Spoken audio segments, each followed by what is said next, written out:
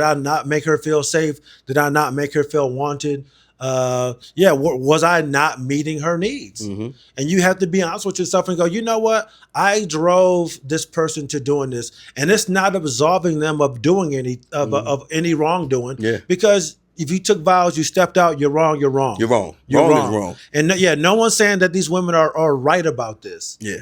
But you do have to be an adult and a man about shit and go, you know what? I fucked up. And welcome back to the new OGs, everybody. I'm your host, Chris Allen, here with my co-host. Dowell, what's good, cuz? Chillin', man. Happy New Year, bruh. Happy New Year. It's a brand new year. 2026 is here. 2026. Who ever thought we'd make it this far? That's crazy, man. The year 2000, we were supposed to blow up. I know. And we are a quarter of the way through the century. That's crazy. Nigga, and I'm 35 years old, and we're a quarter of the way through the century. That's crazy, man.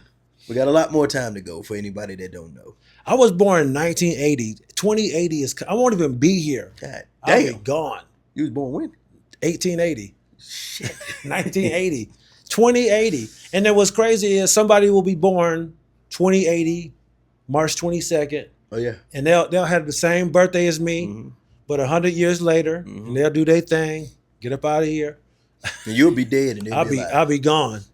I'll be gone, bro. It won't even be a memory. Would you ever want to be like? How long would you like to live? You know what?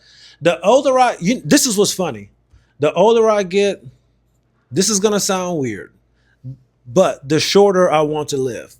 I don't want to go anywhere. I'm afraid of dying, all that type of shit. You are afraid of dying? Absolutely. That's my biggest fear. I'm only afraid of dying before my kids get of adult age.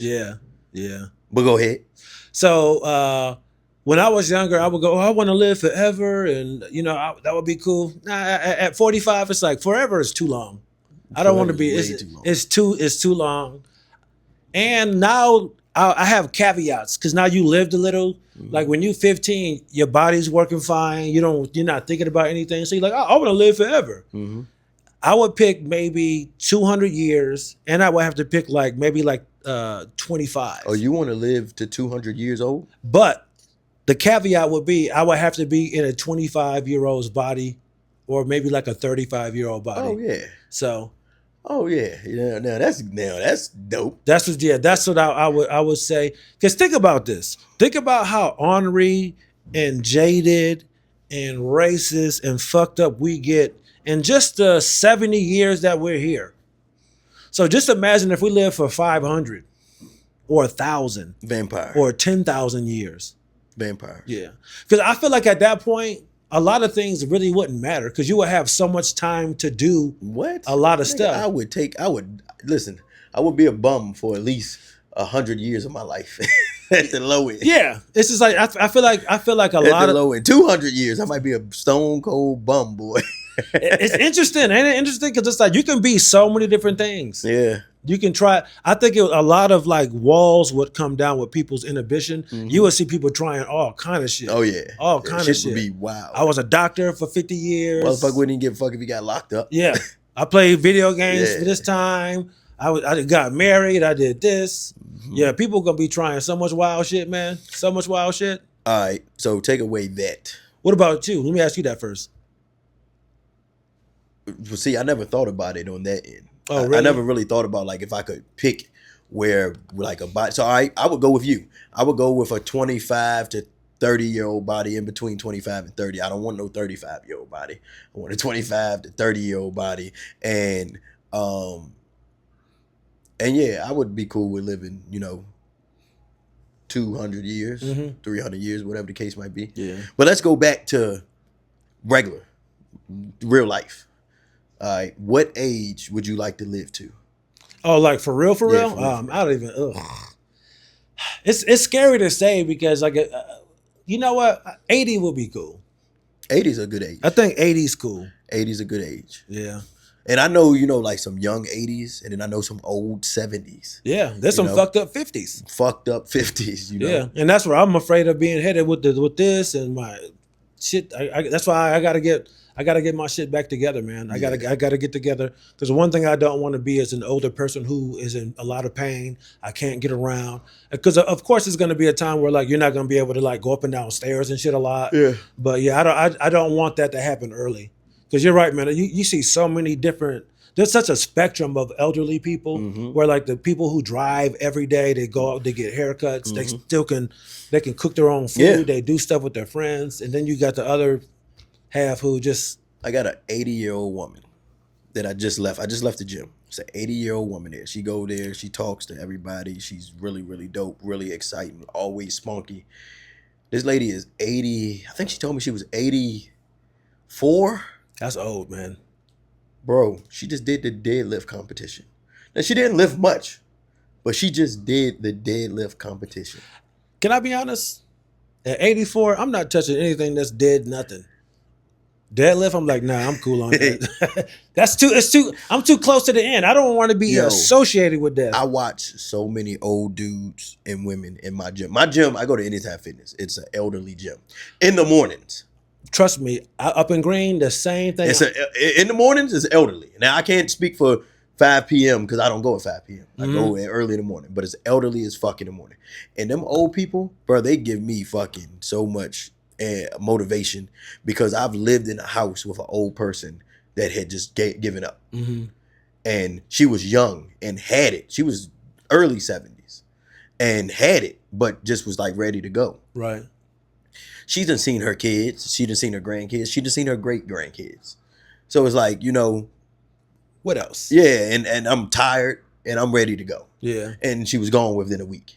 But I used to look at them people, and I don't never like to compare people to other people because people mentals are different. Yeah. People bodies are set up different, all of that. But I know a lot of that is mental. It is. I watched it.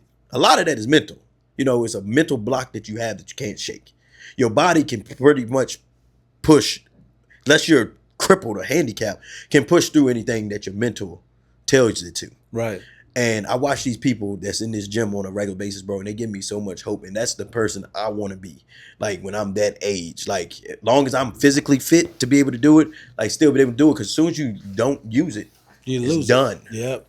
And I've seen this personally with my own eyes. So I personally would like to live to be able to see my kids grown, my kids if possible.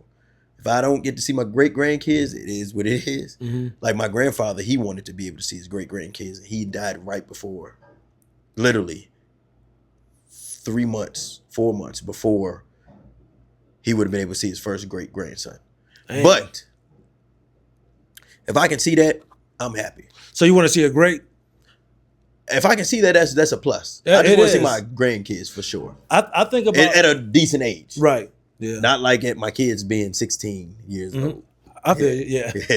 At a normal age, at a 25 plus. They done went to college or they got a career. 25 plus. I got you. Yeah, 25 plus. Yeah, ain't that funny how you get older and it's just like when you're young and you hear older people we are now talking about people doing things the wrong way and all that, and you're like, oh man, people so judgmental and da da da da da. And it's not even about being judgmental, but when you go through that, you realize like, oh man, like that was really hard. Yeah. I don't want my kids to go through that. It's not even about judgment. It's just about it's hard. Yeah. And the thing is, like, I feel like Black parents do this shit. I can't really speak for white people because I don't really know them like that from that standpoint. But like I know in the Black community, we always say shit like, "Oh, if you get pregnant, I ain't helping you with nothing." And then as soon as that baby get here, you full blown helping. Full blown, all the shit they said they weren't gonna do. They buying the car seat. They might even move her back in the house. You know, they all the stuff they said they wouldn't do, they're now doing. You know, and I can understand why as a parent, like. You will be happy to have a grandkid, but you want to do it a certain way. That way it's not a burden on you. I mean, on your kid, because it's already hard enough being a parent. When you do things, when you actually like think about what you're doing and you're set up, you're either married or you're in a relationship with somebody, y'all got a place, y'all plan it out. That's even tough. Yeah. Yep. Let alone you 17, y'all don't even really know each other. Y'all kids yourself, even if you're in your 20s, don't know anything. I can't even imagine. Like I know people that done had kids at 16, 17, 18, 19. I can't even imagine that. Like, that's crazy. And when you're young, you see it and you see how serious their life gets so quickly. and you like, man, you out partying, having fun, doing this, and they got the kids, and you know, you don't get it. It goes both ways though. Cause I'm On about the to back say, end. I was about to say, it goes both ways. On the back end. Because my parents was 19 and 20 when they had me. All right. Then for my brothers, they would have been 22 and 23. Young as fuck. So then they had us all the way through whatever. At the age of 36, when I'm 35 now, shit, we was almost out of there, you know? Well, let's go with the age of before 40. Before 40, by 40, their kids was how old were you? Yeah. So if when you were 18, how old were your brothers? 16 and 15? 16 and 15. And how old were your parents about? When I was 18? Mm-hmm. Add 18 to 18. Add 18 to 18. Oh, damn, 36. Yeah. That's a young. Yeah. Because you imagine right now, where you are career-wise, if your kids were all about to go to school, or like your oldest was about to graduate. By 40, you're done. You're done. You're done, buddy. Yeah. Finished. Finito. But you're still gonna be like, hey, Dad, my car broke down. That's different than diapers and getting people ready for school. And so maybe you won't. Because my dad will tell you right now, I stopped asking for shit in high school. Oh, for soon real? As I started working. My dad never bought me clothes, shoes, or nothing like that no more because I did it on my own. Damn. So it was like my dad and my mom, like Christmas, you know, gifts and shit like that for certain. But like as far as like help, me personally, they can't come. Littles was in college, and he's call the baby. him out. Yeah. But you see, all of it's different. Yes, it's just different. It's different. You know what I mean? Like when like for me, Miles is 13. There's a lot more carrying I would have to do. You know, like and you how old? God damn, 45. Shit. So like if something happened, I would have to stop this, drive all the way out there, get him. But at 18, 19, hey, Dad, something happened. I need something. I need $100. Yeah. Get on Venmo, Cash App. I'm going through that right now. Yeah. There you go. I'm going through that right now. Mm-hmm. Yeah, my daughter hits me up often. Oh, for real? Often. Yeah. But yes, man, at the back end, it can, you know, you go through that tough time, you miss all of your 20s. Right. Your parent, if you're doing the right shit, you're missing your 20s. Right. You might for the most part. I mean, you can go yeah. out here and there, but you're a parent. You're not doing it like your single friends. You're not doing it like it's completely friend. It is completely different. Yeah. And then when you get to your 40s, boy, you 9 times 40. Let's go with 40, 45. Let's go with that. That's still a younger age. You are chilling, buddy. Big chilling. Big chilling. You are big chilling. Yeah, because it's like there are pluses on the back end. It goes both ways. You can go both ways. You can go both ways. It's so weird because like if I had a kid early, say I had a kid at 20, Miles would be 25 right now. Yeah. And I could potentially already be a granddad in my 40s. For sure. You know what I mean? Like, so all that shit is done. I could be a granddad and hoping to see a grandchild in the next, 40 years. For certain. You know what I mean? But then I think about it like this too. Also, being an older parent, your body naturally slows down. Mm-hmm. Okay, you naturally slow down. And I feel like you can become a better parent. Yes. Because you got more time and effort patience. To be able to patience and wisdom and knowledge and everything that you can add up into one because you have more time, period, to figure this shit out. Right. You done slowed down. I'm not down. the same. I'm 35. I'm not the same person I was at 25. I couldn't imagine you in your 20s. Wild fella. Because I'm still wild. But you know what? We were talking. I feel like you're a vet in the game now. Yes. You're a vet in the game. I think so. So I feel like, you know how like niggas come into the league, like the NBA, and they just be putting up wild shots, having fun, doing this and that. Yeah. And then like they realize like, yo, I'm really good at this. Yeah. I'm gonna become a professional. Oh. Like you became a professional dick slayer. A professional, you know what I mean? It's just like you, because we talked about how now like you will see red flags and shit like that. And you go, I don't need that. Oh no, it's the same thing with those veteran NBA players where they see like we going to the club. Nah, man, I'm cool. I'm about to go work out. Like you don't need that now. You still gonna put your shots up. They're quality. They move more efficiently on offense. They're not.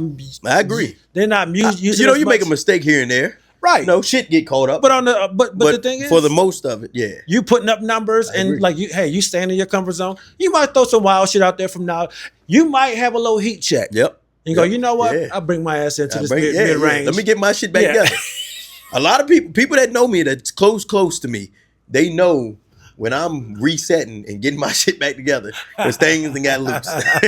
It's funny. My brother's girlfriend. Taking some wild shots right now. My brother's I don't know what the hell we call them, but significant other. Yeah, significant other. She always asks me whenever she see me. She be like, "What you doing? You getting your shit together?" I'll be like, "Yeah, it's about that time." She be like, "Yeah, it's about that time. You've been loose for a little while," type shit. But look, something that you just said, like a basketball player, LeBron. LeBron said it today. I seen it today. Maybe said it last night. He said, "I'm on a day-to-day basis."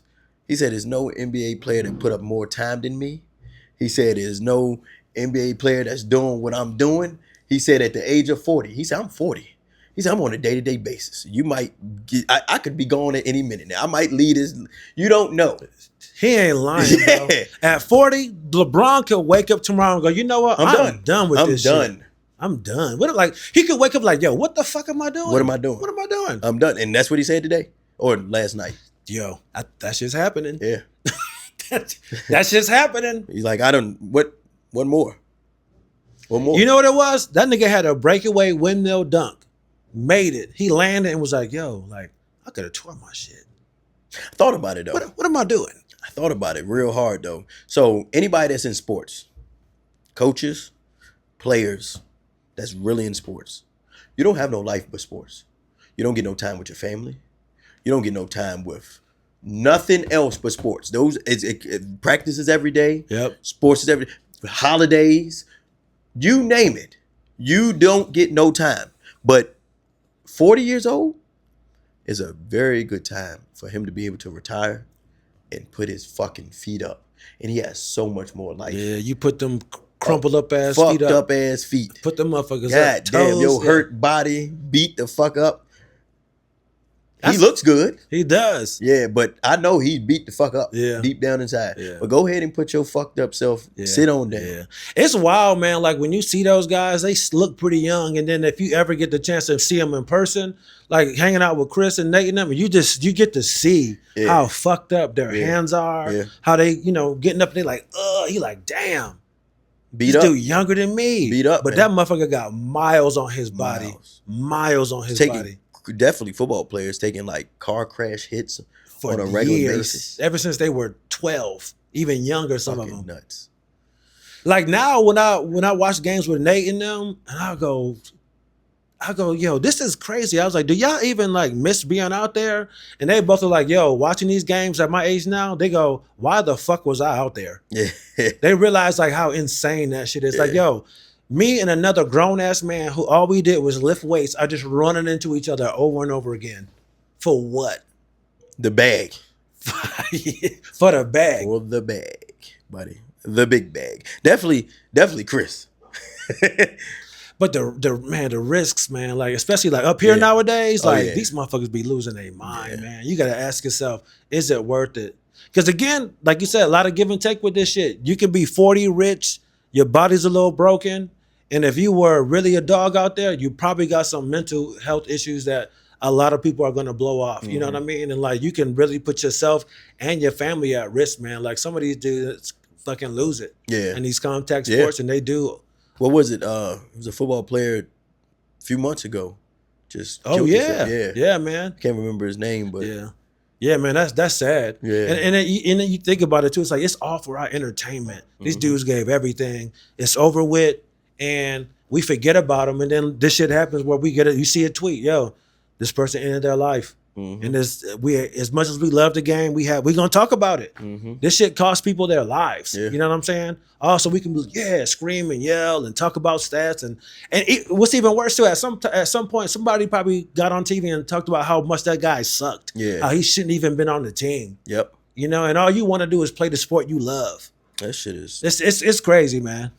But shit, I ain't mean to get too down. It's all good. But we're coming off the holiday. How were your holidays? Was it a lot? So busy, bro. Yeah. My month of December was so busy, but through the holidays was extra busy. Between me with the kids, my job, and entertaining, because I am the entertainer. It was a lot. It was a lot. It's a lot of schedule movements, a lot of things, man. I thought about it like after it happened. If it's good when it's happening, but the mental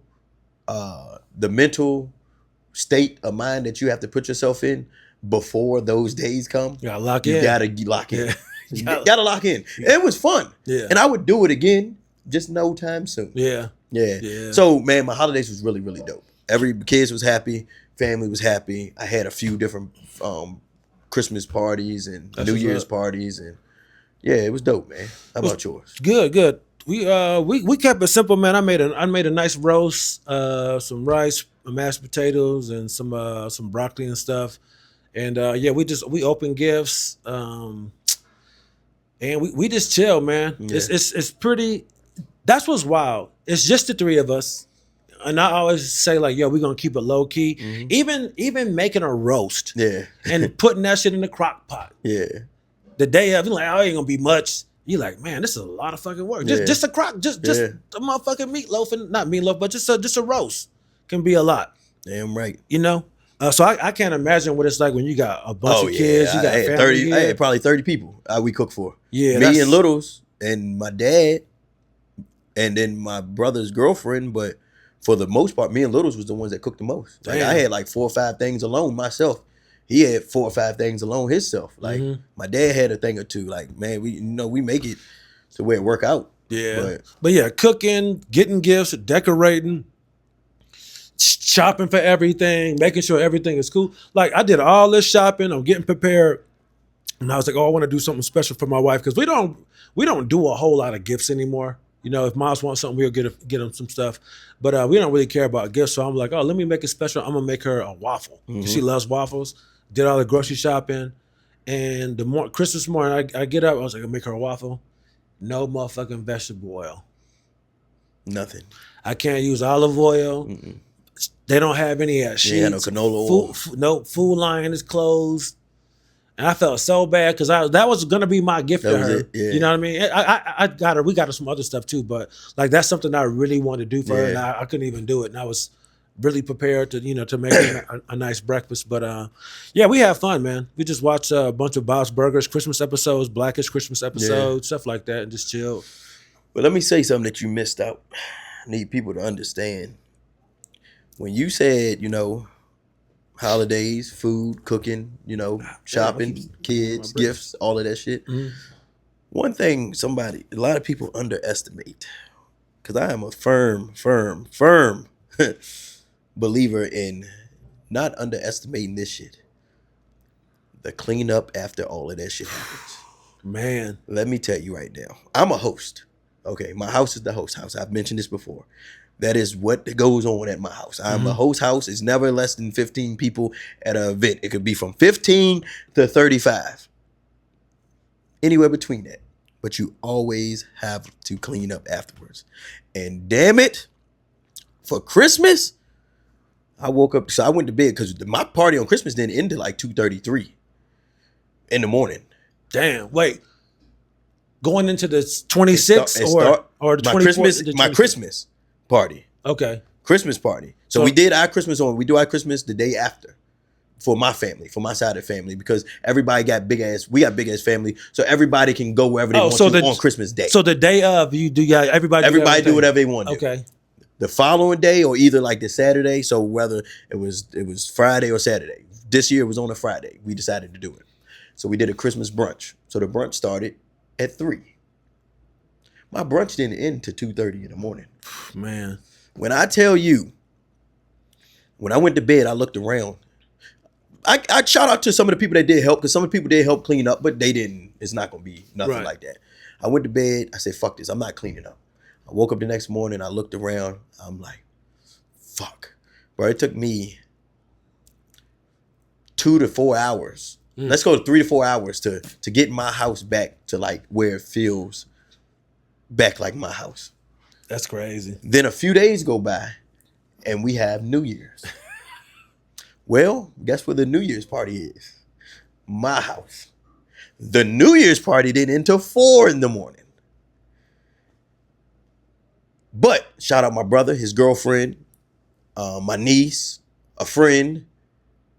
Before everybody left, everybody helped me clean up. So when I woke up that morning, it only took me about an hour, 45 minutes an hour to clean my house up. And I wasn't mad at that at all. Yeah. I wasn't mad at it at all. But we're going to start having Sunday dinners, which is going to be basic Sundays. It's not going to be hard to clean up at all. Like, that'll be just my family. I'm not throwing no big party. Yeah. It ain't going to be over at no fucking 2 in the morning. Like, I'll be done back normal by 10 o'clock. But the cleaning, man, do not underestimate the cleaning, because I swear I've been bitching and complaining about that for this all of 2025. Because that's when it became, like, my house. Right. And that's when I started like hosting for real. You see, boy, bags of trash lined up. Shit, man, I had about 12 bags of trash, man. I'm stealing trash cans all over Charlottesville. Yeah, that cleanup is a beast. Yeah, you got to clean up. Don't forget to clean up, people, when you want to have your party.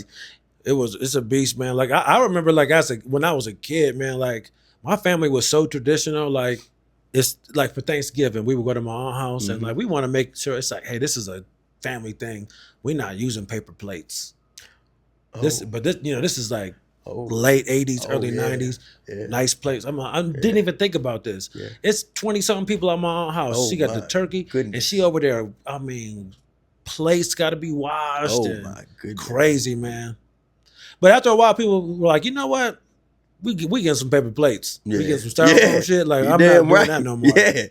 Fuck that, bro. Throw that shit away. But yeah, people. But that just made me think I am gonna get the big jumbo bags from here on out. Yard bags. Yeah. That way it'll declutter some stuff. It's so funny how like you get older. And you start to see the things that your dad were doing. At least I know for me, we like, come on, man, what you fucking up the vibe? Yeah. Shit kind of corny. Yeah. Like on Christmas Day, we always had great Christmases, and we would just have wrapping paper everywhere. And like it's kind of fun when you're a kid that got the paper everywhere.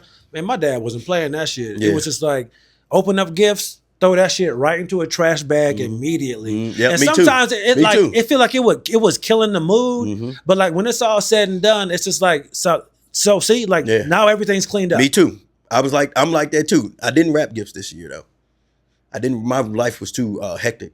I couldn't wrap gifts. So are you doing like bags and it's clothes or anything like that? Motherfuckers had gifts out, just sitting out. Oh, for real? Just sitting out. You know what? Honestly, ain't nothing wrong with that, man. Just sitting out. They had their gifts. They didn't, let me tell you, they didn't know, not near one of my kids said, why these gifts ain't wrapped. Motherfuckers was just happy.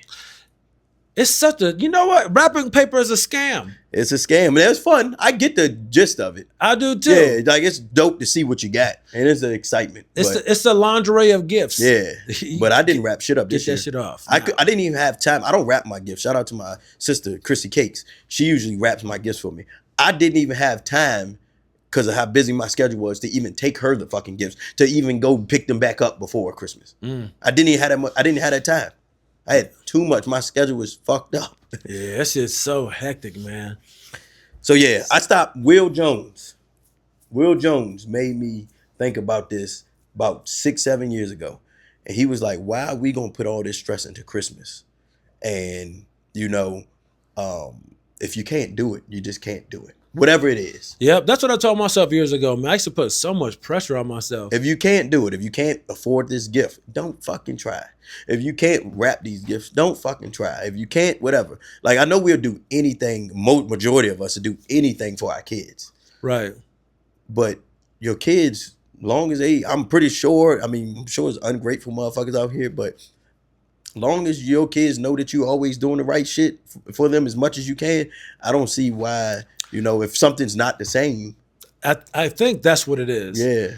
I feel like when people don't have the ability, I think this is what, let me back up a little bit. I think what happens is we become adults. Life happens. We see how expensive and stressful the holidays are. And sometimes we realize like, yo, I can't give my kids the Christmases that we had. And you're trying to compete with your past and what you grew up with the, you know what I'm saying? I know damn well I give my kids Christmases that I've never had. Oh, for real? I got more money than my parents had. Yeah. Yeah. It's just, that's just simple. It's what? See, and I feel you on that. It's just like you have more money than your parents did. And then now your Christmases are way more elaborate than the ones that you had because you're like, hey, I wanted to have better. Even though you liked your Christmases. Yeah, I enjoyed my Christmases. I want to step it up, Yeah. So I feel like people either they at least want to meet the level of the Christmases they had growing up, or they want to have the Christmases they never had a chance to have. And they put that stress on themselves to get all this stuff done. And I definitely put some stress on myself, but if I can't do it, I can't do it. Yeah. Whatever it is, if I can't make it happen, I can't make it happen. And what I seen this year was something with my kids that I was like, okay, it didn't bother them that I didn't have this, or it didn't bother them that I didn't have that. And mind you, we took them on vacation. We took them on a dad's trip. Me, Ray, Dino, Greg, Jermaine. Yeah. And I told my kids, like, yo, I'm taking y'all on a trip. So damn it, Chris. Christmas wasn't going to be as big as it is, but then I felt bad because they didn't ask to go on this fucking trip. They didn't ask to go on this trip. This was the kind of trip I knew they were going to have fun. But they didn't ask. But they didn't ask. So why am I going to make their Christmas any less for something that they did not fucking ask for? So yeah, man. So then I backpedal. we do that shit. Yeah, I backpedal because I damn sure would never. Unless my money is different and my time is different. Because that's what fucked me up for my Christmas, was that I went on vacation before Christmas. That's what fucked me up for my time. It wasn't the money, it was the time. When I say I lost all that time and I didn't have time to do stuff, it was because I planned to do the trip before. And if I had help, maybe, it might have been different. If I had a girlfriend, a wife that was able to move around and help me with some shit, or a partner, that could help me with some shit. He looking. Hey, listen, this year, I'm going to give me a girlfriend. He need a Christmas girlfriend. This year, I'm going to get me a girlfriend. Are you for real? You know something I learned? All right, how about this? All right. If it happens, I'll allow it. I won't block it this time. But something I had to realize. Something I had to realize with a girlfriend is just because I made her my girlfriend, if we don't work out, that don't mean we have to be together forever. Just because you're my girlfriend, we don't have to be together forever. If it doesn't work out, it don't work out. And I've always had in my mind, once it was your girlfriend, you're locked in, you're done. And that's not true. If it don't work out, it just don't work out. Yo, that's so true. Yeah. That's so true. I had this guy, Mark Gear. Actually, I got a couple things.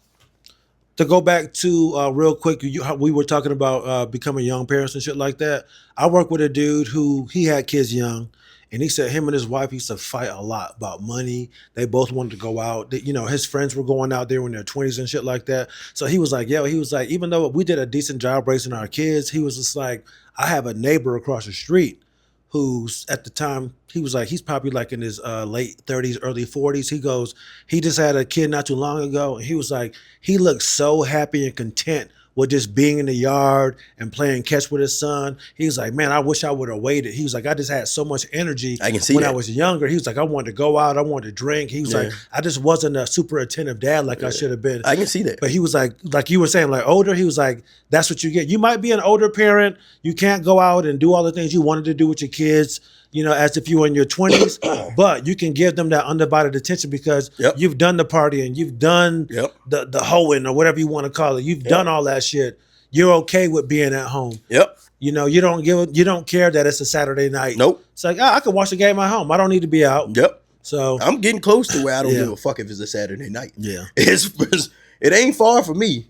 And what was so? What? Man, I done lost my spot. So we were talking about Just now. Yeah, we were talking about being in a like I don't have to. Okay, so another dude I used to work with, also named Mark, white dude. Mark, shout out to Mark Gear, fucking weirdo. First person I ever met to mention bestiality to me. I had no idea what bestiality was. Sicko. My first supervisor in the military, this motherfucker loved bestiality. Fucking maniac. But shout out to him for this. Because I had a girlfriend at the time, very serious girlfriend. And he was like, hey, Jones, you want to go do this, that, and the third? I go, man, I got a girl, man. I can't be out here doing this shit. He goes, bro, let me tell you something. Let me tell you something, young man. He was like, until you are married, you are single. I was like, nah, man, I'm in a committed relationship. He goes, I get that. He's like, but you are not tied down to anybody. He was like, you are a single man until you get married. And the older I got, and I got into a relationship and got married, and it's no disrespect to people who are in, long-term relationships, but nigga, you are fucking single until you are married, because you can walk the fuck away at any point in time. But you can do that when you're married, though. But there's legal ramifications. There's shit you have to pay. Yeah. But as a single, but you can do it. Yeah, you can. I could, but I still would have to come back and like just wrap everything up. I would have to go through a whole legal. You have to go through some shit. Yeah, but if you're just with somebody, you can go, hey, this is done. I'm dropping your shit off, or like you don't even have to say anything. Yeah. You could just walk away from that situation, man. And that made me realize, like, oh yeah, like none of this shit is written in stone. I mean, even though a marriage isn't, but you made a commitment to God or to the state or whoever, to that person, like, yo, we want to be together forever. But you're right. Like if you're dating, y'all seeing somebody, like, yo, that's just not written in stone that y'all gonna be together forever. Because again, being married, that's the plan. Yeah. But I don't know if that's the case. Yeah. But yeah, man, I really learned that from Mark. Was like, yo, you are not tied down to anybody until you sign that paperwork and you get married, man. What put it in my head was recently, I know somebody that just got in a relationship. Damn. And I'm thinking to myself, like, I think this relationship ain't gonna last. And they was like, okay, if it don't, then it doesn't. And it hit me. This ain't the end of the motherfucking world. It's not. Yeah. It hit me. I don't know why it took this long to hit me. But this ain't the end of the world. Yeah. If it don't fucking work out, it just don't fucking work out. Honestly, you can really say that for even people who've been married for 20, 30 years. Oh, like, 100%. You know what I mean? Because like my mom and I will have these discussions that, and she'll go, oh my God, you see this on the news, this famous person been married for 30 years and they got divorced. Why would you do that? You in your 50s or 60s and you want to, I'm like, look, I was like, Mom, you always told me everything has a season. There's a start and a stop for everything. And sometimes a 30-year marriage, it comes to an end. That's not a failure. Nope. The shit worked for 30 years. Yep. What else? It's like, what else do you want from these people? I was just like, I feel like a lot of people, they get off on the idea of other people being married. They married for 50 years, 60 years. It's just like, yo, y'all just like to say they've been married just for 60 years. Yep. Okay, guess what? They aren't fucking happy. Their house is toxic. They hate each other. Their kids don't talk to them. It's just like, so what, in the end, what did they really amount other than y'all get to say we've been together for 60 years? Yep. But all the shit around y'all is fucked up. Y'all not even happy. Yep. But the fact that you get to say a number out loud and people, oh, that's cool. Yeah. They fucking hate each other. Yep. Yep. And for what? I know it. Speaking of that, that brings to something I'm thinking about. What's that? So our last episode we had, you remember when you said you was like, I don't want people to think that I'm simping. You was like, if most of the time it's justified in a relationship if a woman steps out. Remember when you said that? All right. You had motherfuckers that was mad about that. They was tight? Yeah. So my question to you is, if you was put in that situation, all right, where your person stepped out, how would you have handled that? Or what state of mind do you think you would be in? Because, a lot of people are crushed. A lot of people, are not together. A lot of people are still, it takes some people can get past it better than others. Right. Some people been waiting on that. Some people been waiting. Boy, this is my big one. He cheated. He cheated. No way. Oh no. No, it couldn't have been. Oh. As they packing their shit up. Oh no. Yeah, no, I was kind of in that boat. No. But signing the lease. Oh. No. Or, you know, some people are like devastated, crushed. Finished. Where do you think that you would be? Because I feel like a lot of people are upset, not upset, but like, what? He wouldn't feel like that if he was in them shoes or something like that. I'm not saying I wouldn't be devastated. I'm not saying I wouldn't be hurt. I would. Yeah. I would feel so betrayed. It depends on the situation. And I would have to look at what I did to cause that. Again, I'm not justifying it. I'm not saying like, you know what? I deserve wrong. Don't mean you do wrong. It doesn't. Yeah. But I think as a grown man, we do have to look at ourselves and go, okay, did I push my woman out the door? Was I ignoring some of her needs? And for how long was I doing it? Did I not make her feel safe? Did I not make her feel wanted? Was I not meeting her needs? And you have to be honest with yourself and go, you know what? I drove this person to doing this, and it's not absolving them of doing any wrongdoing. Yeah. Because if you took vows, you stepped out, you're wrong. You're wrong. You're wrong. Wrong is wrong. And no one's saying that these women are right about this. Yeah. But you do have to be an adult and a man about shit and go, you know what? I fucked up. You know, because think about this shit. A lot of us men have been that other guy. And you've been laid up with some chick. You heard it. He ain't doing this. He ain't doing that. Yep. You know what I'm saying? And a lot of times too, it's just like, let's not get it twisted. A lot of it is just get back. So a lot of times it has nothing to do. The person who's getting that woman, it's not even about that guy. If he got a big dick or if he got money, if he got this, it's just the right motherfucker at the right time listening to this person's needs, or like sometimes they want to hurt you as bad as, you know, you hurt them. So they'll go out and sleep with somebody. And I just think when you look at the situation, you just have to look at, okay, what's my part?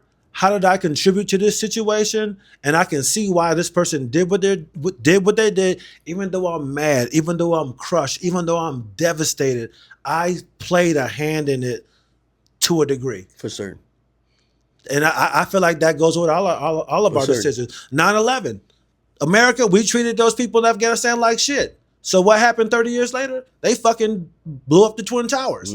We have to own it. You know what? It doesn't justify what they did. Yeah, but what happened? We fucked those people over, and Bin Laden, as a young man, was like, I'm gonna get these motherfuckers back. And he did. Yep. He got us back. You have to look at what role you played into your own demise. And that's for a man in that predicament. Yeah. Yeah, because you do have a man or woman that has never, you know, maybe did all that. Maybe they've done majority of the right things. Yeah, that's a different That's a different conversation. Now, if you are doing everything you need, you're making sure your lady's needs are met, or significant other, you're trying to have these clear lines of communication, y'all talking about things, everything seems okay, but then they're stepping out on you. To me, that's a different story. Yeah, that's a different story. Now, if y'all are going through stuff and it's been a while, and you are noticing like you know, things are different between you guys, you just gotta you have to look at that a little bit and go, okay, what's my role? Yeah. I don't know if my sister sent it to me or if I just saw it, but I saw a really good Instagram reel. And it's supposed to be funny, but the comments went crazy. So this is a woman, she's in her kitchen and like she's like putting away groceries or she's doing something. And her man walks in and he tries to like hug up on her and shit like that. And she's like, no, leave me alone. Not right now. Leave me alone. And he walked off a little dejected. He seems a little sad. And then the sketch moves on. He's sitting on the couch chilling and she come plop down next to him trying to show her something on the phone. And he get up because he got an attitude. He felt rejected. Then the next scene, they showed him at the grocery store with the kids. And like, she's up there shopping, he back there with the kids. And then the funny part is, it's like they're in the car, he in the back seat with the kids, like laughing and playing and shit like that. And she up there by herself looking like, yo, what happened? Like, what's going on? And you get into the comments and it's just like, yo, this shit is like, well, y'all think this is funny. It is funny, but this is real. Like how men can end up feeling when you reject their advances to want to be physical. And then he became bitter and dejected, and then he started rejecting her. and then y'all slowly just start drifting apart, and that's when you get the motherfucking step outs. Yeah. You know what I'm saying? So like just being attentive, because I realize I've done that with my wife sometimes, and I had to consciously tell myself, don't do that. And this is 2026, man. I'm going to be way more transparent about a lot of shit in my life. And I'll be honest, I've never said this shit out loud. And me and my sisters have been talking about this. Breaking news. I love my parents. They are great people. They went through a lot. But they tried to create a perfect life for us and leave all the shit behind that went wrong in their lives growing up, which I applaud, but they never really addressed that shit. Therefore, my parents, totally emotionally unavailable to us as kids. And this is something that I thought about a while ago, but I thought it was just me. I always felt like, I always felt different than my family. They're all super religious, and I'm not like that at all. And there was a time in my life where I felt like they would gang up against me and use the religion and the Bible and, oh, you don't get it, you don't have the spirit, you feel like this because that's how you feel. If you went to church, you would understand X, Y, and Z. But the older I got, the more I started to realize after I go into therapy, like, oh, I was missing some emotional support as a kid. Like we got clothes, we went to good schools, we had great Christmases, we ate every day, we got a haircut, all that shit. But when it came to like mental support and really supporting you, our parents ain't do that shit, man. It was a lot of like negative reinforcement, shaming, guilt tripping. It was a lot of that shit, a lot of fear-based parenting, a lot of physical punishment. And again, I'm not saying my parents didn't love me, that they never hugged me, but like when it came to like emotional support, they were not those people. Yeah. But they didn't have that shit growing up. My dad was one of 18 kids.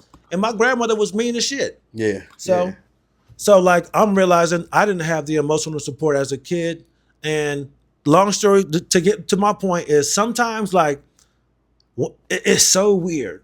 Because there are times where like I'll look at my wife and I just want to be physical with her. Not sexual, but just hugging and kissing and shit like that. And she'll be busy. And say, hey, I'm really doing some shit right now. And I have to respect that, but that shit would still hurt my feelings. Yep. And bro, this is what I noticed I was doing. So like an hour later, she'll be done and she will walk in and try to give me a hug. I go, yo, I'm cooking right now. Can't do that. And I did that several times and I go, hey man, I go, Chris, you want her attention. You definitely want her attention. Listen, you don't want to lose her attention. You want her attention. So like, why are you rejecting her? Yeah. Because she told you she was busy an hour ago. Yeah. Nigga, she got shit to do. Yeah. So I have to make a conscious effort. Hey, I know I'm not in the headspace for physical contact. I don't feel like doing this shit right now, but this is your wife. Same thing with Miles. Like Miles is not a big talker, but he can be very affectionate. So whenever he is, I make sure I fucking embrace that shit. And this is something I recently had to learn because I found myself doing this shit. Sometimes he would want to hug and stuff like that, and I would end up like kind of punching him or tickling him a little bit, and we would laugh, and I would give him a quick hug. And I was like, yo, I can't do that shit. I need to embrace the hug and keep that shit serious. Yeah. And be for real with him. You know what I mean? Yes, I do. I gotta be real with him, man. Cause like even when I hug my parents now, there's something missing, man. Like you know what it is? I hate saying this shit out loud, man. But like I know I can count on my mom. If I was like, Mom, I need $50,000 right now, she would send that shit to me. But I told my mom recently, I don't trust you with my emotions. I don't. Like if I feel like I told my mom something really serious, she would go like, yo, why'd you do that? That was fucking stupid. Yeah. You know what I mean? Yeah. Sorry, this is super heavy. No, yes. This is super heavy, bro. I get you. This is super heavy. So I feel like that I really have to make a conscious effort when my wife or my son wants to physically connect with me. If I'm not in the mood, you gotta push that shit down, that feeling rejected, and you have to fully embrace that, man. You have to. I have been there. I have been in that position. I have seen what it can do if you don't, accept it. Yeah. I have been in that with my kids. I've been in that with women I'm dating. Hell, been in that with my friends. They might want to dap up and give hugs and stuff. Right. And it's just recently in my life that I have started to embrace love on that type of time, you know, Right. Physical touch as a love language, because that's pretty much what that is. I was always like standoffish sometimes. I don't know, man. It's weird because I'm not all the time, but it was something that I had to actually have a conversation with myself. Same. Yep. Like, yo, for one, number one, you want that attention from your woman. Right. You don't give her that attention, she's gonna go find that shit from somewhere else eventually. And she might not go cheat on you, but she might end up leaving your ass. Yeah. And then with my kids, sometimes you don't want to be bothered. Sometimes you're overstimulated. Matter of fact, with people, it ain't got nothing to do with your kids. Sorry. With people, with your wife, with your girlfriend, with your friend, I can get overstimulated. And then you want to come and push my buttons in ways that I don't want to be pushed right now. We also got to understand boundaries, because boundaries are a thing. That's a conversation you have to have with your people, though. You need to talk to them about that. Hey, I might not feel like this at this time. And if they respect you, they'll respect that that's a thing. They'll learn you, they'll figure out who you are. But boundaries are a thing. I teach my kids about, we teach our kids about boundaries.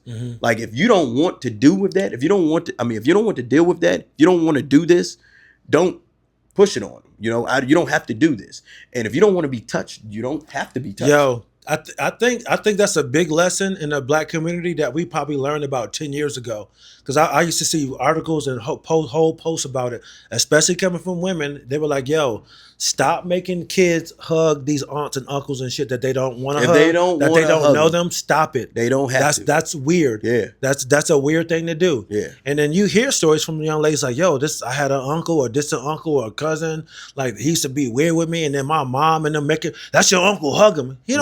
They don't know He them. don't want to fucking hug him. Yeah. It's okay. I make my kids speak. Yes. When they come into any situation. Yeah. Say hello. Yeah. Show them your eyes. Say what's up. Dap them up. Whatever the case might be. But I'm not going to, you don't have to physically love on them if you don't know these damn people like that. Yeah. Because you don't know everybody like I knew. Like my great aunts, I lived with them at one point in time. My kids didn't grow up with them. Right. They just know them from a distance. Right. Yeah. And see, one of my mom's big struggle is like she grew up in the South in the 50s and 60s and shit like that, and they were really harsh the way they the way they just brought people up. Yeah, and I get it. You that's a different. But time. you grew up in the Jim Crow South. Like, it's just that's like, a different time. Man. If you fuck up down there, you can get killed. Yes. And there's nothing that anybody in the family can do. Nope. Nothing. So I can understand why they were like, yo, don't do this shit. Don't do that, because like this is life or death. Yeah. You know what I mean? And two, the family units were different. Like you said, I mean, this is only 20 years ago, and you grew up around your great aunts. And same with me. We grew up very tight-knit. I knew my aunts. They would pick me up from church. I would go to their house. I would stay the night. I knew them. And my mom was like, well, you can't just talk to your nieces and stuff like you used to back in the day. And I'll go, yeah, that's because like y'all would sit around cooking. Y'all were washing clothes. Y'all were going to church. I go, nowadays, everybody is off doing their own thing. So like, yeah, that might be your niece, but you have not spent enough time to be able to. There's a really cool saying. It's like, connection before correction. Yeah. Okay. You know what I mean? Yeah. So like you want to connect with people. Like my mom is big on the correction part. She was like, my aunts didn't sugarcoat nothing. That's because y'all knew her. Yeah. The connection I was around enough. The connection was already there. Like you don't even do you even remember meeting your aunts and shit like that? Probably not, because you grew up with them. There might be a couple, you know what I mean? But like nowadays, like people are meeting their aunts and uncles at 7, 8, 9, 13, 14. Yep. You don't know these people. And then they're like, why you wearing that? Why you dating him? They don't fucking know you. Nope. We get it. Y'all have the same blood coursing through your veins. But to them, you're just another fucking person that kind of looks like their mom. Yeah. That's it. Yeah. That's the only fucking connection. Yep. And that your blood doesn't give you the right to just start like going in on people's lives and correcting them and telling them what they should and shouldn't be doing. I get it, your family, but you have to have that relationship. And like that way, like that stuff can come up normally. Yep. Like y'all never talk, and now you show up at the house. Oh, sit down. I heard you doing this in school. Nigga, I don't know you. But if we had years of a relationship, Hey man, let's go to McDonald's. Yeah. Oh, what's going on in school, man? Yep. Yeah, it's completely different. Same. It's shit. completely Yep. different, man. You got to connect, man. You got to connect with people before you correct them. One, I think it's more effective, and it's just like it just makes things a lot smoother. Yes. You know what I mean? And it comes across less judgmental. Now, even if you connect to somebody, goes back to what? Boundaries. You got to know what you should be saying and what you shouldn't be saying. Mm-hmm. Well, you got to know your place. My nieces. That's a prime example. My nieces. I have 4 nieces. Okay. Mm-hmm. My oldest niece, she told me the other day, she's 7 years old. She told me the other day, I don't want you to kiss me no more. It made me sad. But I sat down and I talked to her. And I have that relationship with my niece. I've been there since the day she's been born. And I told her, I said, you know, that makes me sad. And she was like, well, you can, but I don't want you to no more. I said, all right, I'll just hug you then. Mm-hmm. I won't kiss you no more. And she was like, okay. And I mean, it was just boundaries. Yeah. I'm not going to make her fucking kiss me. I feel like then at some point she look at it like, when she grow older, that was weird. Yeah. Told him I wanted him to stop kissing me. He kissed me, keep on kissing me. Mm-hmm. Like, I boundaries, man. That's good. Yeah. That's good. And see, like in some families, they would go, "Oh, you can't say that here, an adult." No, fuck that. No. That's she her body, her feelings. Yeah, she has her own body. She knows. Yeah, she knows. Yeah, she don't like it. She doesn't like it. Okay, so it is what it is. I'm sorry. I have Miles. I like to mess with him because he'll kiss my wife still on the cheek. I go, "Where's mine?" He'll be like, "You kidding me? I can't get a kiss." Nope. But yeah, yeah, I always thought that was weird when some dudes would give their dad a kiss on the cheek, but it's just funny. Like, but I that stopped a long time ago. I think I stopped kissing him. He might have been like 6 or 7. Same thing where he was like, "Yo, dad." I still kiss my boys. For real? I still kiss them. Yep. Nah, Miles ain't having it. Yeah, I still do. And they ain't never said nothing. They real affectionate when they want to be. The boys are. My daughter, she like, man. Yeah. I kiss her now to play around with it. Miles is too. Like, you know, like he don't want to really be, you know, not that I would really kiss him anyway, but like I'll give him a hug. Sometimes I'll be sitting on the couch and he'll just climb on me. Mm-hmm. What's going on? I just feel weird. Oh, you can sit here, man. And he'll just lay with his head on my shoulder. I put some cover on him and shit like that. He might stay there for 5 minutes, but like I just embrace that, man, because you're not gonna have it forever. It's my sister. There's a message on my phone right now. She sent a picture of her holding my niece Brooklyn. She's like, this is the second time she did this. I'm trying to work. And then she texted me today. She goes, I actually cried yesterday when I was holding Brooklyn. She was like, this could be the last time. How old is she? Brooklyn, 4. Oh yeah. She was like, this could be the last time I get to do this. Mm-hmm. And I try to tell younger people that I go, yo, this is why your parents can be weird. I go, your kids grow up so fast. You really only get to hold them for literally like a year or 2. Because once they start walking, you know how a little kid is. Once they start walking, the moment you pick them up, they're like, yo, put me down. They might come over for a hug or if they got hurt. But once they start walking, they don't want to be held all the time. It's a very, very short window, man, where we get to actually hold and embrace our kids. You know what I mean? My dad yesterday, this just happened yesterday. I'm cutting my brother's hair. My dad walks in. He doesn't get a chance to hug me because normally when we see each other, you know, we dap each other up, hug each other. He don't get a chance to hug me. Because I was doing something. So I could see though he did a stutter step, but it was like, all right, I'm gonna keep going. So he go through the shop, dap up everybody, sit back down. I finished cutting my brother hair. Before he got in the chair, he said, man, I didn't get a chance to hug you because you was doing something.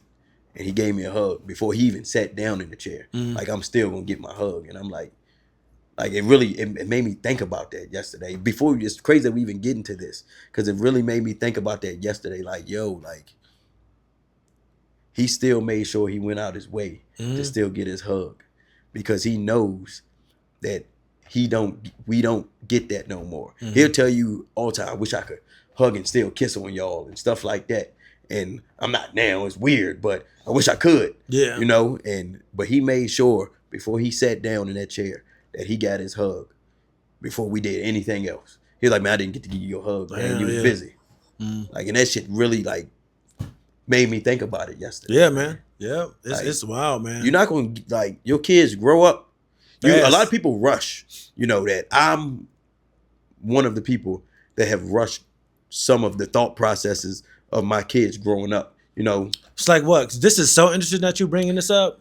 Like being able to like do stuff on their own and like being more self-sufficient and stuff like that. Like I was one of the people that like that rushed it to a certain degree. Yeah. And then, you know, and then you think about like the time that you have with them. That's wild. Yeah, and how fast that goes. Yeah. So there's a podcast I've been connecting with a little bit on IG. It's called it's called like Dear Son Podcast. I'm just drawing a blank because we're thinking about this. But it's two brothers and they talk about fatherhood a lot. And one dude and it sounded, you know how they had those clips where like they'll say something like, what the fuck does this even mean? Mm-hmm. He was just like, yo, as a parent, he was like, I don't look forward to anything.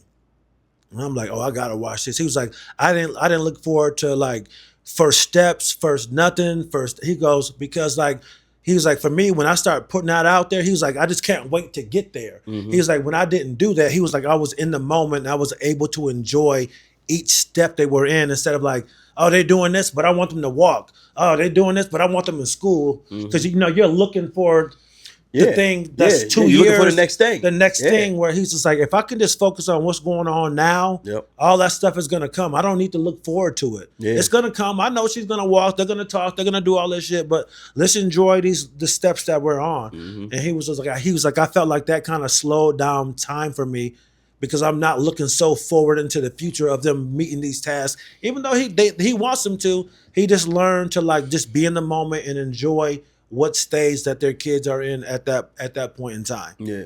And I was just like, oh, that's pretty deep. That makes I do that for life though. Yeah. Yeah, I do that for life. Like I don't try to. Example. Say we have a vacation coming up. Right. All right. I know I'm going somewhere, but I'm not hell bent on like planning it and having it. Everything with excursions. Yeah, I don't like that shit either. Like not saying that I'm not gonna do them, right? But I'm not. My mind doesn't work. I'm cool with doing it in the moment, right? I'm cool with last minute type shit. My brain doesn't work that. I don't need to build up shit to get into anything. That's not how I work. Like I'm cool with it, but if it doesn't happen, like some people need, you know, directions from here to whatever they got going on. They need to know when they're leaving. They need to know this and the third. I don't need to know none of that. I go with life as in I'm just living in the moment. Mm-hmm. Yes, I have goals. Right. Yes, I have plans. But as far as like that's my life isn't all sketched out, you know. And I try to live with a lot of shit in the moment. And specifically with kids, you know, I had to have a conversation with myself that whatever is going to happen is going to happen. Mm-hmm. However it's going to happen. Right. Yeah, some things can be prevented. Some things can be changed. Mm-hmm. Fucking block might come in the middle of the road, you know, but whatever happens is going to happen. And I feel like a lot of people stress about what that goes back to a lot of shit we just talked about Christmas. It goes into like kids, everything. A lot of people stress about what they have to do instead of just allowing it to happen. Right. Because guess what always happens? Unless you die, you always get through it. Some way, somehow. It's nothing that you today haven't made it through. Right. It's nothing. Yeah, even if you come out fucked up. Even if you come out fucked up. You done made it through some way, somehow. So I try not to like, and this is stuff I have to reevaluate with myself often. Mm-hmm.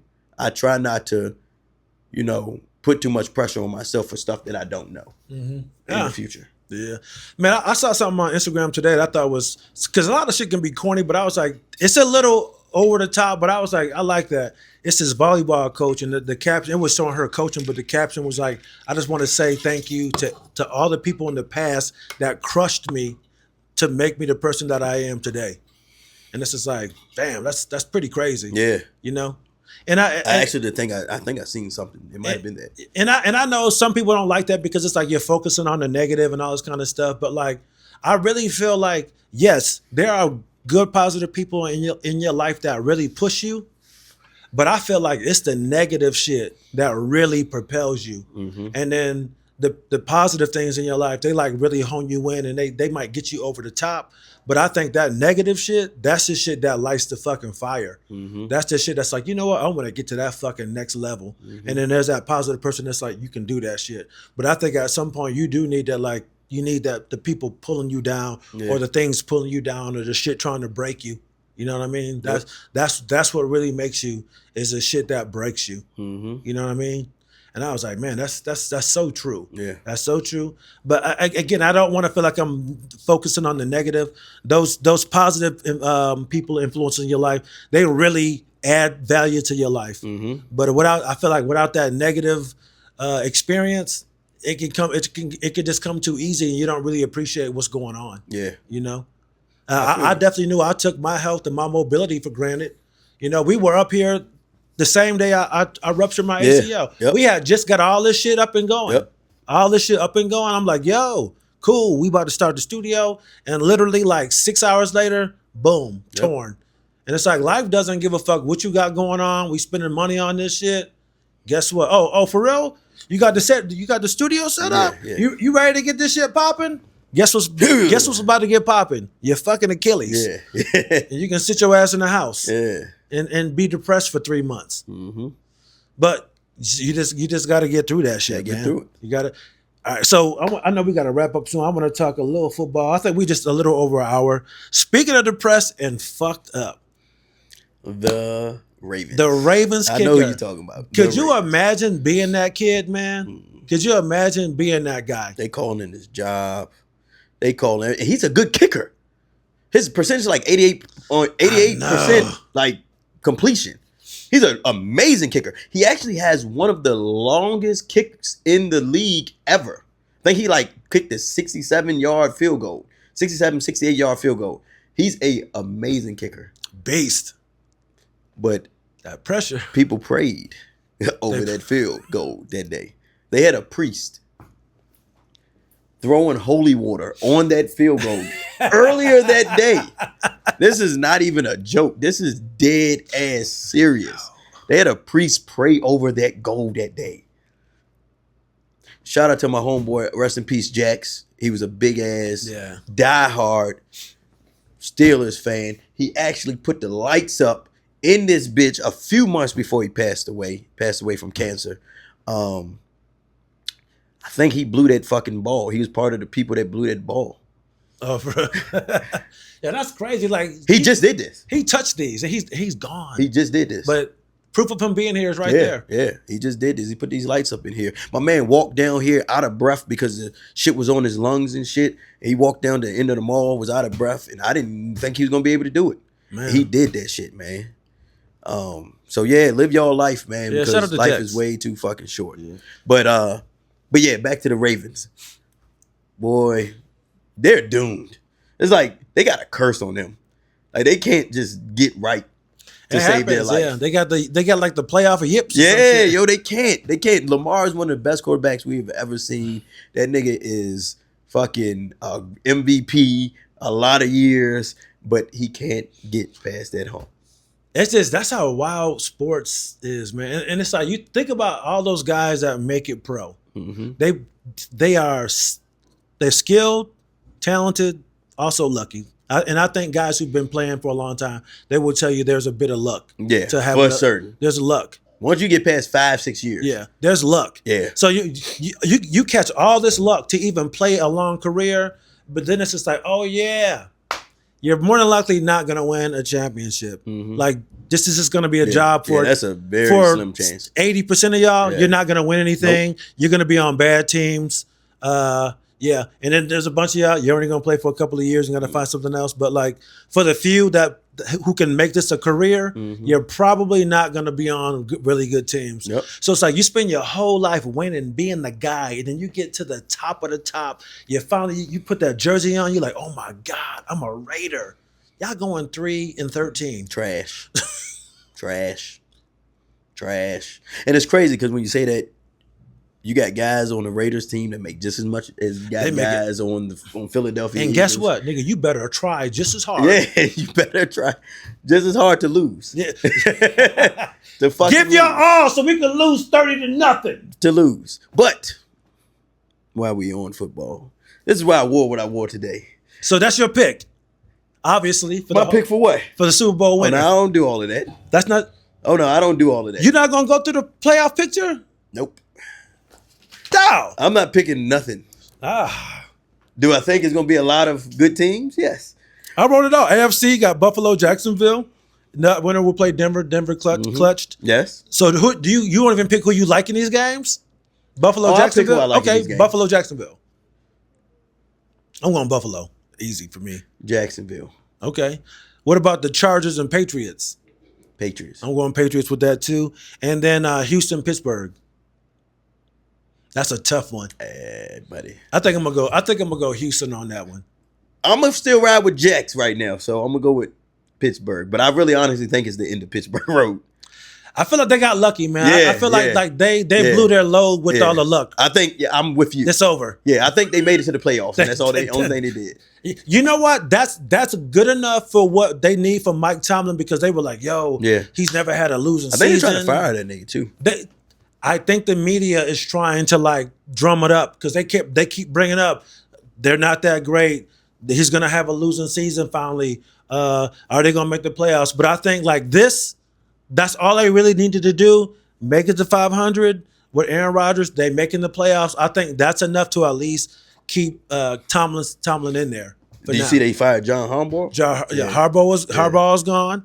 All right, so I'm going Buffalo. Okay. Pats. Okay. And Houston. Okay. And in the NFC, Seattle clutched, and we have the Rams, Carolina, and that winner will play Seattle. So when the Rams, I'm going Rams. But the other two games, tough. I don't know. Green Bay, Chicago.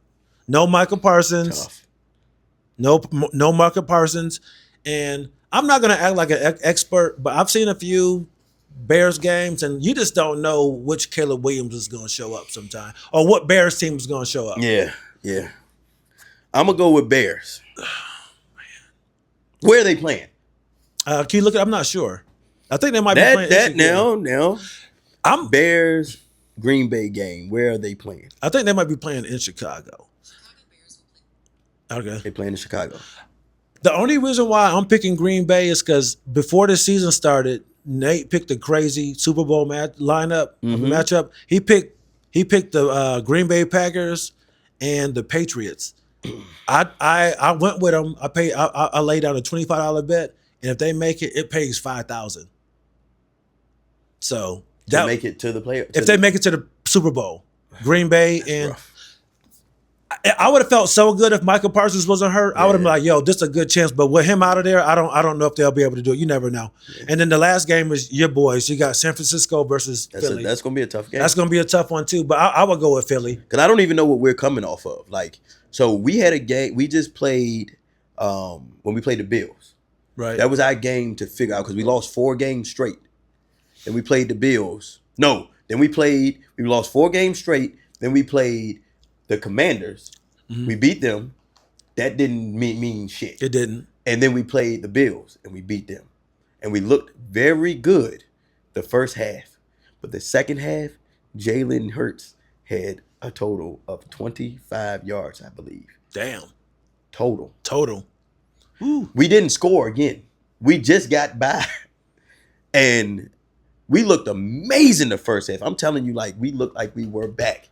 And we just got by on that game. I feel like, I'll be honest, the second, when y'all beat us, y'all look, when y'all beat the Giants the second game, y'all look like, I want to say y'all lost a game before y'all played us. You talking about y'all? The Giants. Oh, yeah. And then y'all played us. Y'all look really good. I remember you saying like, yo, we locked in now. Yeah. We locked in. Yeah, but then. But I felt like shit started to fall apart after that. I think y'all might have won 1 or 2 games and then y'all went on a little slide.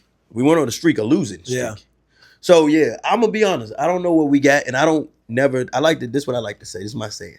I like to take it one play at a time. Not one game at a time. You have to. Because I don't know. Should we beat them? I hope so. Do I know it? No. I don't even, I'm taking it one play at a time. Because I can't see nothing past the first game we play. When do they play? Sunday. Is it 4:25. Yo, you know what? Like somebody told me that like streaming on Twitch is huge. Oh, word? Even like for like podcasts and shit Yeah. too. So I was thinking like, I mean, I know the season is basically wrapping. We're going into playoffs, but I think it could be fun.